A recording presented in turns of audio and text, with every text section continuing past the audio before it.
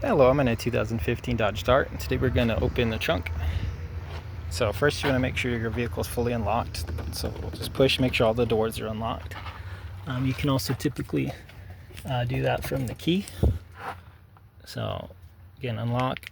If your key has it, it's functioning right, you should be able to open your trunk from this as well, which it did. But we'll go to the back now. You can see it did pop open. And then you can check if you're having issues this part, make sure there's nothing stuck in here. Maybe needs some lubricant to like WD-40 to loosen these components a little.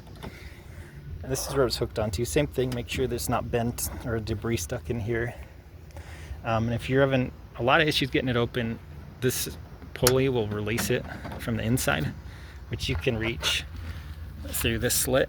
So if you have like a long hook tool, you could grab it potentially and open it. Let's say that didn't pop. This is electronically controlled for the release, but you can use this button as well to open it. You can hear that little electronic trying to open. So that said, you need to make sure your vehicle has battery power for this to work properly too. Because if your car's completely dead, it might not open. But I hope this was helpful and hope you have a wonderful day.